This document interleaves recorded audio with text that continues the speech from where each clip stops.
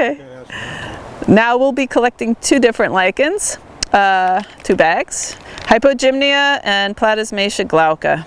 As you can see, I've got my bags gripped below the no-touch line, and I'm holding the branch with my gloved hand, and it's fine to touch the things on the plot with your gloved hand because it's not something that you brought onto the plot. So I can touch the branch, and if I need to slap a mosquito or scratch or grab something, I'll use my other hand. And if I need to free up my other hand, I'll just grab the inside of these two bags so I can reach in my pocket or do whatever I need to do. So let's start with the Platysmacia. This is Platysmacia glauca. It's one of the most common lichens in the United States, and it's one of the species that we've collected a lot in Oregon and Washington. And in general, if you can use the same lichen at all your sites, you're better off than if you have to use different lichens.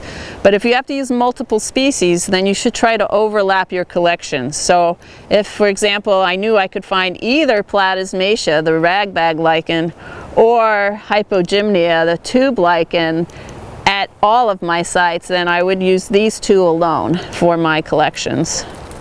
But Platysmacia is always a good one. So here I have got it removed from the branch and putting it in my bag. You just peel it off like that. And if you have a little bit of something else, without touching the lichen, you can pull it off like that. And here's some more. Like that. And it's always best to collect the lichen off of the substrate itself while it's in position. You may get to some sites where, for example, the snow is very deep in winter and there aren't branches that are this conveniently located. In that case, you may have to collect from the branch litter on the ground. But if you do that, you want to make sure that the lichens that you collect are in good condition. So they should be flexible, they shouldn't be they shouldn't fall apart when you squeeze them like that, and they should be a good color, meaning green or white or gray like this, but not red and not, you know, partially decomposed. So you want to look for something that's in good condition. You can also collect from the tree boles. Right now I'm not seeing, oh, here we go. So here's some from the bowl.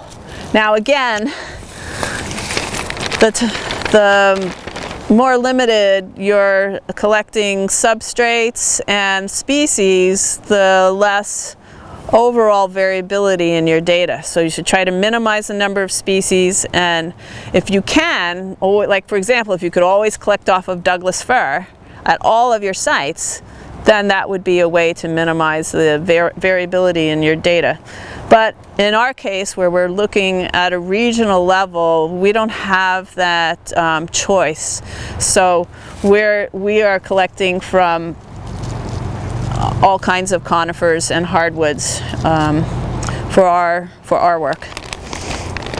And this is the Hypogymnia. This is Hypogymnia inactiva. And we have a lot of samples of this as well.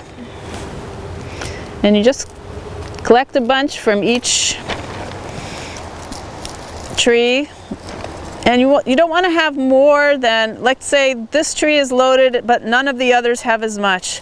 Well, in this bag, you should have no more than 1/8 of the bag from any single tree, so that you're not collecting 80% of the sample from one tree and 20% of the sample from all of the others. So you want to have each tree that you collect comprise no more than 1/8 of the bag, and preferably a lot less. Preferably you're collecting from 20 or 30 trees.